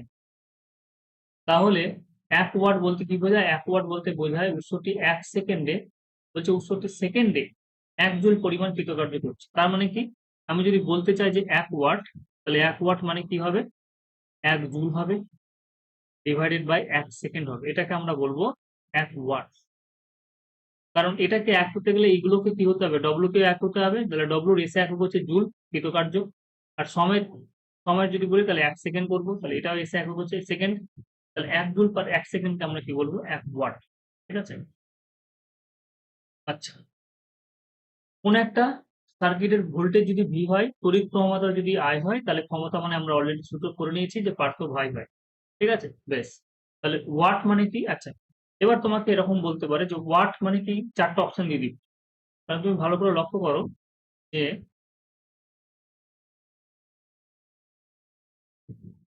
আচ্ছা, পি সমান আমরা ভিআই বললাম তো, তাহলে পি এর একক হচ্ছে ওয়াট, এসআই একক। ভি এর এসআই একক হচ্ছে ভোল্টেজ, ভোল্ট। আর আই এর একক হচ্ছে গিয়ে অ্যাম্পিয়ার, এএমপি বললাম সঙ্গে। তাহলে প্রশ্ন এরকম থেকে ওয়াট মানে কি, কারণ ওয়াট মানে কি এমসিকিউ কোশ্চেন আসতে পারে। তাহলে ওয়াট মানে হচ্ছে ভোল্ট ইনটু অ্যাম্পিয়ার। ঠিক আছে, ওয়াট মানে হচ্ছে ভোল্ট ইনটু অ্যাম্পিয়ার। সূত্র থেকে, এই যে আমাদের ইকুয়েশন থেকে কিন্তু কোশ্চেন জিজ্ঞেস করে নিতে পারে। যেমন তোমাকে বলতে পারে যে 1 ওয়াট মানে কত, তাহলে 1 ওয়াট মানে হচ্ছে 1 জুল পার 1 সেকেন্ড। তোমার যদি ইকুয়েশন জানা থাকে তাহলে তুমি বের করে নিতে পারবে, না জানা থাকলে তোমার মুখস্থ লাগবে। আচ্ছা, এক, আর এখানে কি করলাম যে 1 ওয়াট মানে হচ্ছে 1 ভোল্ট ইনটু 1 অ্যাম্পিয়ার। তাহলে ওয়াটের দেখো দুটো জিনিস হলো, এখানে 1 ওয়াট মানে কি বললাম, 1 জুল পার 1 সেকেন্ড। এখানে 1 ওয়াট মানে কি বললাম, 1 ভোল্ট ইনটু 1 অ্যাম্পিয়ারও বলতে পারো। 1 ওয়াট সমান হচ্ছে 1 ভোল্ট ইনটু 1 অ্যাম্পিয়ার, যেরকম ভাবে বলা যায়। ঠিক আছে, ভোল্ট ইনটু অ্যাম্পিয়ার। আচ্ছা, এবার কিছু ব্যবহারিক একক আছে, যে আমরা যেরকম গ্রামের পরে কিলোগ্রাম পড়েছিলাম বা কেজি, আচ্ছা হ্যাঁ, গ্রামের পরে কিলোগ্রাম পড়েছিলাম বা 1000 গ্রাম পড়েছিলাম, এরকম কিছু আমরা এখানেও করবো একই জিনিস। যে একটা হচ্ছে ওয়াট, একটা হচ্ছে কিলোওয়াট, একটা হচ্ছে মেগাওয়াট, একটা হচ্ছে গিগাওয়াট। ঠিক আছে, 1 কিলোওয়াট মানে কি, 1 কিলোওয়াট মানে যে 1000 ওয়াট বা 10 টু দি পাওয়ার 3 ওয়াট বলতে পারো, বা এটাকে আমরা বলতে পারবো 10 to the power 3 watt. 1 megawatt যদি বলি তাহলে সেক্ষেত্রে কি হয়ে যাবে, দেখো মেগাওয়াট লেখা আছে 10 to the power 6 watt, 10 to the power 6, তাহলে 3 এর পরে 6 হয়ে গেল। গিগাওয়াট মানে কত, 10 to the power 9 watt, 10 to the power 9 watt. তাহলে এগুলো দিয়েও তোমাদের কোশ্চেন হতে পারে যে 1 কিলোওয়াট মানে কত, 10 to the power 3 watt, 1 megawatt মানে 10 to the power 6 watt, 1 gigawatt মানে 10 টু দি পাওয়ার 9 ওয়াট। ঠিক আছে, বেশ। এরপরে আজকে এইটুকুই শুধু করবো যে শক্তি পর্যন্ত ক্যালকুলেশন করে নেবো, বাড়িতে বিদ্যুৎ শক্তির গাই, তারপরে তোমাদের ছেড়ে দেবো আজকে। এখানে কি বলেছে, শক্তির একক। এবার আমি কিন্তু ওয়াট সম্পর্কে জেনে নিয়েছি, ওয়াটের সমস্ত কিছু কিন্তু আমরা পেয়ে গেছি। এবার যদি আমি শক্তি সম্পর্কে জানি, কারণ আমরা কি জানি একটা জিনিস দেখো, যে ক্ষমতা মানে তুমি কি বললে, ওয়াট পার টাইম। তাহলে তুমি যদি কৃতকার্য, ক্ষমতা মানে কৃতকার্য বাই সময়, তাহলে কৃতকার্য মানে কি, পাওয়ার ইনটু টাইম। তার মানে পাওয়ারের সাথে, ক্ষমতার সাথে যদি আমি সময় গুণ করে নিই, তাহলে আমি কৃতকার্য পাচ্ছি। আর আসলে কৃতকার্য মানে কি, শক্তি। আসলে কৃতকার্য মানে শক্তি। এখানে আমরা কি করব, আমরা শক্তি বলতে কোন শক্তি ব্যবহার করবো, এখানে ব্যয়িত শক্তি ব্যবহার করবো। ব্যয়িত শক্তি মানে একটা বাল্ব বা একটা ফ্যান, এত ওয়াটের বাল্ব, তোমরা দেখবে যে তোমরা যে এলইডি বাল্ব গুলো ইউজ করছো সেটা 12 ওয়াট 15 ওয়াটের থাকে, টিভি নিয়ে আসছি, ফ্রিজ নিয়ে আসছি, এসি নিয়ে আসছি, সমস্ত কিছু কিন্তু একটা ওয়াট আছে। ঠিক আছে, যত বেশি ওয়াট হবে, যত বেশি তোমার ওয়াটের হবে, তত বেশি কিন্তু ক্ষমতা ব্যয় হবে, তত বেশি তড়িৎ শক্তি ব্যয় হবে। যত বেশি ওয়াটের হবে তত বেশি তড়িৎ শক্তি কিন্তু ব্যয় হবে। তাহলে ওটাই আমরা এখন ক্যালকুলেশন করবো, কিভাবে বের করা যাচ্ছে। তাহলে এখানে আমরা কি করব, যে সার্কিট অন আছে এবং সার্কিটে যে সমস্ত ইনস্ট্রুমেন্ট গুলো যুক্ত আছে, যাদের বিভিন্ন বিভিন্ন ওয়াট, এবং এই বিভিন্ন বিভিন্ন ওয়াটের জন্য কি হচ্ছে, সার্কিটে 1 ঘন্টা চললে 2 ঘন্টা যদি সমস্ত ইনস্ট্রুমেন্ট অন থাকে, তাহলে কি পরিমাণ শক্তি ব্যয় হবে সেটা আমরা জানবো। তার জন্য আগে ফার্স্ট আমাদের জেনে নিতে হচ্ছে যে ক্ষমতা মানে যদি কৃতকার্য বা সময় হয়, তাহলে কৃতকার্য মানে কি হচ্ছে, ক্ষমতা ইনটু সময়। আর কৃতকার্যকে আমরা কি বলে আসছি, কৃতকার্যকে আমরা শক্তি বলে আসছি। কার্য করার সামর্থ্যকে শক্তি বলে। তাহলে শক্তি মানে কি হয়ে গেল, ক্ষমতা ইনটু সময়। শক্তি মানে হয়ে গেল ক্ষমতা ইনটু সময়। তাহলে ওরা এখানে কি বলেছে একটু আগে দেখে নেব। ওরা বলেছে যে কোনো তড়িৎ যন্ত্রের কার্য করার সামর্থ্যকে তার মোট তড়িৎ শক্তি বলে। কোনো তড়িৎ যন্ত্রের কার্য করার সামর্থ্যকে তার মোট তড়িৎ শক্তি বলে। এই তড়িৎ শক্তির এসআই একক যদি বলি তাহলে কি হবে, জুল হবে। তড়িৎ শক্তির এসআই একক হচ্ছে জুল। আচ্ছা, শক্তির এসআই একক তো জুলই হয়, আমরা জানি। দুটো একক করেছিলাম, একটা আর্ক সিজিএস পদ্ধতি এবং এসআই পদ্ধতি কি করেছিলাম, জুল করেছিলাম।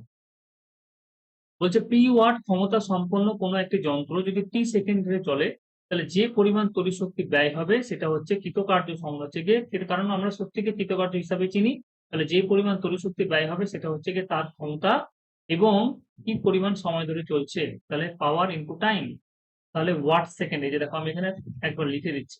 তাহলে ব্যয়িত তড়িৎ শক্তি বা ব্যয়িত তড়িৎ শক্তি বা ব্যয়িত কৃতকার্যের পরিমাণ যেটা হচ্ছে সেটা হচ্ছে পি ওয়াট, ঠিক আছে, ইনটু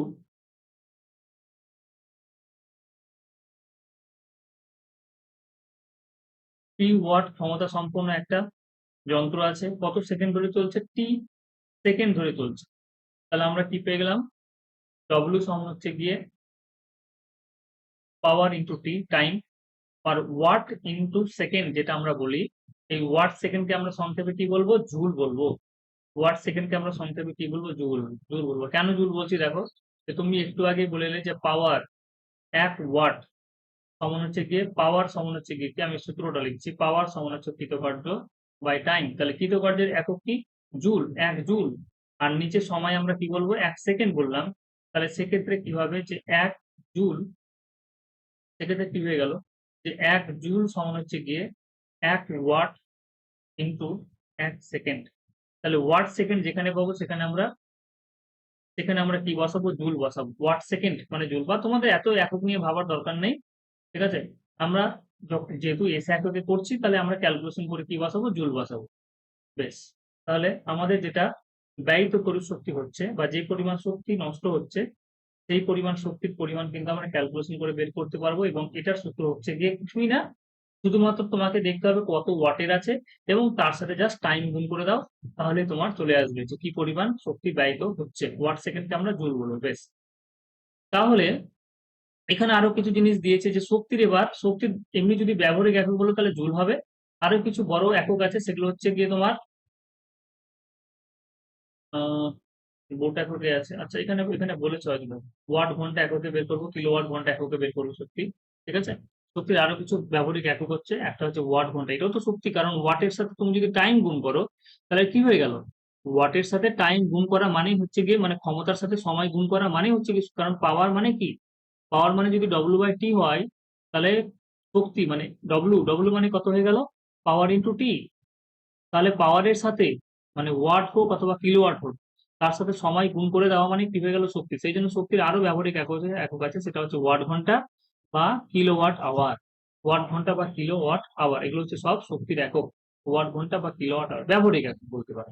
এমনি আমরা কি করব, এমনি হচ্ছে জুল এককে বের করব, কিন্তু আমরা এগুলোতেও বের করতে পারি। ওয়াট ঘন্টা মানে কি, যে 1 ওয়াট ক্ষমতা সম্পন্ন কোনো বিদ্যুৎ যন্ত্র 1 ঘন্টা জ্বললে যে পরিমাণ তড়িৎ শক্তি ব্যয় হয়, সেটাকে আমরা 1 ওয়াট ঘন্টা বলছি। 1 ওয়াট ঘন্টা মানে 1 ওয়াট ইন্টু 1 ঘন্টা। দেখো এটা দেখে নাও, যে এখান থেকে এমসিকিউ কোশ্চেন হতে পারে, তো যে 1 ওয়াট ঘন্টা মানে কি, 1 ওয়াট ঘন্টা মানে হচ্ছে 1 ওয়াট ইন্টু 1 ঘন্টা, কোনো কিছু না। ওয়াট ঘন্টা মানে 1 ওয়াট ইন্টু 1 ঘন্টা। তোমার যদি বলি 1 কিলোওয়াট ঘন্টা মানে কি, 1 কিলোওয়াট ঘন্টা মানে হচ্ছে কি, এখানে লেখা আছে 1 কিলোওয়াট ইন্টু 1 ঘন্টা। তাহলে এখানে 1 ওয়াট ঘন্টা মানে 1 ওয়াট ইন্টু 1 ঘন্টা, 1 ওয়াট তো লিখে ফেললাম। আর 1 ঘন্টা মানে 3600 সেকেন্ড হয়। আর আমরা বলেছিলাম যে ওয়াট এবং ঘন্টা মিলে, এই যে ওয়াট আছে এবং এই যে ঘন্টা বলতে এখানে সেকেন্ড হয়ে গেল, সেকেন্ড মিলে কি উৎপন্ন করে, জুল উৎপন্ন করে। তাহলে আমি এখানে একবার বলছি, যে 1 ওয়াট আওয়ার, এটা মানে কি, 1 watt into 1 hour. 1 watt, 1 hour মানে কত, 3600 সেকেন্ড। তাহলে এখান থেকে কি পেয়ে গেলাম, 3600 ওয়াট ইন্টু সেকেন্ডকে আমরা কি বলবো, জুল বলবো। ওয়াট ইন্টু সেকেন্ডকে আমরা কি বলবো, জুল বলবো। তাহলে জুল পেয়ে গেলাম। তাহলে 1 ওয়াট ঘন্টা মানে কত, 3600 জুল। 1 ওয়াট আওয়ার মানে হচ্ছে 3600 জুল। পরীক্ষাতে আসলেও আসতে পারে, এটা মনে রাখবো। একই রকম ভাবে যদি আমরা 1 কিলোওয়াট আওয়ার বের করি, আমি বের করছি না, FKWH, তাহলে 1 কিলোওয়াট মানে কি, 1 কিলোওয়াট ইন্টু 1 আওয়ার। 1 কিলোওয়াট মানে তোমরা জানো 1000 ওয়াট হবে। 1 ঘন্টা মানে কি হবে, 3600 জুল হবে। সরি, 3600 জুল বলছি, 1 ঘন্টা মানে 3600 সেকেন্ড হবে। তাহলে আমরা পেলাম 36, 1 2 3 4 5, 5টা শূন্য, এত কি হয়ে গেল? জুল হয়ে গেল। এত জুল হয়ে গেল। কারণ আমরা জানি ওয়াট ইনটু সেকেন্ড মানে কি একক আছে? জুল আছে। বেশ। এটাকে ওরা এরকম ভাবে লিখেছে, আর কোনো কিছুই না। যে 3.6 ইনটু 10 টু দি পাওয়ার, তুমি এরকম লিখতে পারো। ওদের মতো যে লিখতে হবে এরকম কোনো ব্যাপার না। যে 36 into 10 to the power 5 joule. এটাকে আমি এরকম লিখতে পারবো 3.6, একটা পয়েন্ট এখানে দিলাম, পয়েন্ট মানে 10 দিয়ে ভাগ করে এখানে 10 টু দি পাওয়ার 6 জুল করে দিলাম।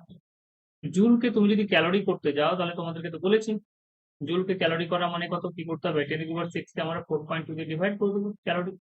বেশ, তাহলে এখানে ওদের মতো করে এককে বের করেছে, আর কোনো কিছুই না। বেশ, এবার এই যে 1 কিলোওয়াট আওয়ার আমরা বের করলাম না, 1 কিলোওয়াট আওয়ার, এটাকে সংক্ষেপে কি বলে? বিওটি বলে। বোর্ড অফ ট্রেড ইউনিট বলে একটা লেখা আছে, দেখো board, board of trade unit. এই এককে কিন্তু আমরা বাড়িতে যে আমাদের পরিশক্তি ব্যয় হচ্ছে এই এককে আমরা বের করি। আমি একটা অঙ্ক দেখাচ্ছি তাহলে আরো ক্লিয়ার হয়ে যাবে। এই যে দেখো, এখানে বলা হয়েছে যে, তো মান দেখো 8.6 into 10 to the power 5 calorie আছে, দরকার নেই, মানটা যায় না পরীক্ষাতে। এক বোট মানে 1 কিলোওয়াট ঘন্টা। বোট মানেই তো কিলোওয়াট ঘন্টা। আচ্ছা, আমি এখানে আরেকবার বলছি যে এক বোট মানে হচ্ছে 1 কিলোওয়াট ঘন্টা। ওয়ান বোট মানে হচ্ছে 1 কিলোওয়াট ইন্টু 1 আওয়ার।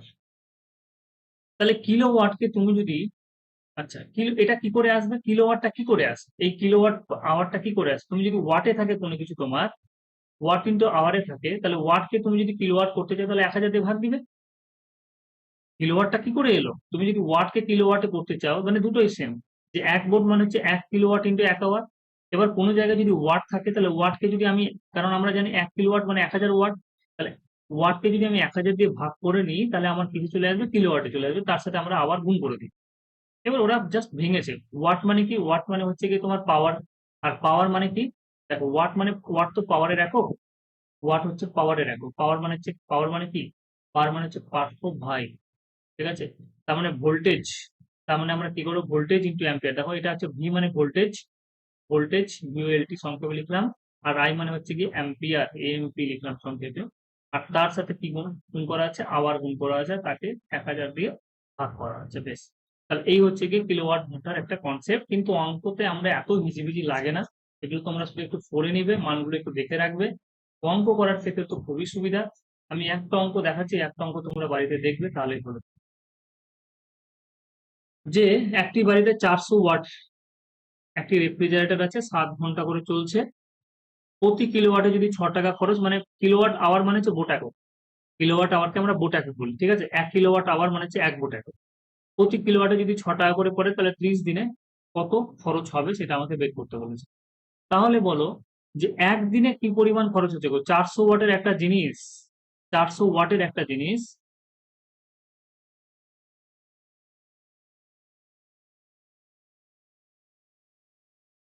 চলো কি বলেছে? 400 ওয়াটের জিনিস একদিন যদি চলে তাহলে যে পরিমাণ তড়িৎশক্তি ব্যয় হচ্ছে সেটা হচ্ছে, একদিন চলছে 7 ঘন্টা, তাহলে একদিনে যে পরিমাণ তড়িৎশক্তি ব্যয় হচ্ছে সেটা হচ্ছে 400 ইন্টু 7। 30 দিন চললে যে পরিমাণ তড়িৎশক্তি ব্যয় হবে সেটা হচ্ছে 300 দিয়ে গুণ করবো। তাহলে এটা কিসে চলে এলো? ওয়াট আওয়ারে চলে এলো, ঠিক আছে? ওয়াট, কারণ কি করেছি? 400টা হচ্ছে ওয়াট আর এটা হচ্ছে কি আওয়ার। 7 ইন্টু 300, 7 ইন্টু 30 দিন মানে 300 ঘন্টা, 210 ঘন্টা। কারণ তোমাদের আমি এখানে ভালোভাবে এরকম ভাবে লিখি, যে পরিমাণ তড়িৎশক্তি ব্যয় হচ্ছে সেটা হচ্ছে কি কত? কৃতকার্য, মানে কৃতকার্য মানে শক্তি। 400 ওয়াটের ইনস্ট্রুমেন্ট আছে এখানে, একদিনে 7 ঘন্টা চলছে, তাহলে 30 দিনে কত চলবে? 30। তাহলে এটা এটা হচ্ছে গিয়ে তোমার কি 400 ওয়াট, আর তার সাথে কি গুণ করেছো? আওয়ার গুণ করেছো, ঠিক আছে? এই যে এটাকে আমি সেই জন্য ওয়াট আওয়ার বলছি। এই ওয়াট আওয়ারকে তুমি কি করতে পারো? কিলোওয়াট আওয়ারে নিয়ে আসতে পারো। দেখো 400 ইন্টু 7 ইন্টু 30, এটাকে আমরা কি করবো? 1000 দিয়ে ভাগ করে নিব। তাহলে কি হয়ে যাবে? কিলোওয়াট, কিলোওয়াট আওয়ার হয়ে গেল, কেডব্লিউএইচ হয়ে গেল। দুটো শূন্য দুটো শূন্য কাটলো, এখানে একটা শূন্য কাটলো, ক্যালকুলেশন করলে কত আসবে? 84 কিলোওয়াট। ব্যাস, 84 কিলোওয়াট আওয়ার মানে কি? এটাই হচ্ছে বোট, 84 ওয়াট। এক বোটের জন্য খরচ কত? এক বোট, বোটে বলো বা 1 কিলোওয়াট আওয়ারে বলো, একই জিনিস, সেটা হচ্ছে 6 টাকা। তাহলে মোট খরচ যেটা আসবে সেটা হচ্ছে 504 টাকা। এরকম ভাবে আমরা খরচ বের করি। আরো কিছু অঙ্ক করবো এখানে, তোমরা দেখো এটা অঙ্কটা, তাহলে বুঝতে পারবে। বেশ, তাহলে বোঝা গেল আজকে যেটুকু করলাম। কিভাবে আমরা ক্ষমতা বের করছি, কিভাবে আমরা ক্যালকুলেশন করছি বোটা কোটে, এতগুলো সূত্র তোমাদের মনে রাখতে হচ্ছে। সূত্রগুলো একটু বারবার দেখতে হবে। সূত্রই অনেকগুলো দাদা, সূত্রই মনে থাকছে না। হ্যাঁ, সূত্রগুলো না, সূত্র মনে থাকবে না কেন? সূত্রগুলো ৩ বার ৪ বার করে একটু লেখো। একদিক থেকে যতগুলো সূত্র আছে, সূত্রগুলো তো এমনিতে আসবে, হ্যাঁ, সূত্র দিয়ে কোশ্চেন আসবে না কেন? সূত্র দিয়ে আসতে পারে তো। সূত্রগুলো কখন আসবে? সূত্র তো ওরকম আসবে হ্যাঁ, সূত্র আসতে আসবে না, কিন্তু ব্যাপারটা হচ্ছে সূত্র তুমি যদি না জানো তাহলে সেক্ষেত্রে অঙ্ক করবে কি করে? না, অঙ্ক হবে না। হ্যাঁ, অঙ্ক হবে না। এবার আমি তোমাকে কিছু জায়গায় একটা জিনিস একটু আগে বললাম যে তুমি যদি সূত্র না জানো তাহলে কি সমস্যা থাকে। যে আমি তোমাকে বললাম যে পাওয়ার সমান হচ্ছে ডব্লিউ বাই টি। তাহলে একটু আগে বললাম যে 1 ওয়াট মানে কি? 1 ওয়াট হতে গেলে 1 জুল লাগবে, 1 জুল/1 সেকেন্ড। এটা তো সূত্র থেকে আসে না? তাহলে তোমাকে সম্পর্ক দিয়ে দিল যে 1 ওয়াট মানে হচ্ছে 1 জুল/সেকেন্ড। 1 জুল/সেকেন্ড, তোমাকে সেকেন্ড দিল না, এখন 1 জুলের জায়গাতে অন্য কিছু করে দিয়েছে। ঠিক আছে? তাহলে তুমি যদি না জানো সূত্র তাহলে করতে পারবে না। তোমাকে আর একটা জিনিস বললাম যে পাওয়ার সমান হচ্ছে গিয়ে কি, ডব্লু সরি, পাওয়ার সমান হচ্ছে পি সমান হচ্ছে পার্থ ভাই, এরকম ভাবে বলছি। তাহলে পাওয়ার মানে হচ্ছে ভি মানে হচ্ছে গিয়ে ভোল্টেজ, আই মানে হচ্ছে অ্যাম্পিয়ার। তাহলে তোমাকে বলবে যে 1 ওয়াট সমান 1 ভোল্ট ইন্টু 1 অ্যাম্পিয়ার, তোমাকে এরকম ভাবে লিখে দেবে 1 ওয়াট সমান 1 ভোল্ট ইন্টু 1 অ্যাম্পিয়ার।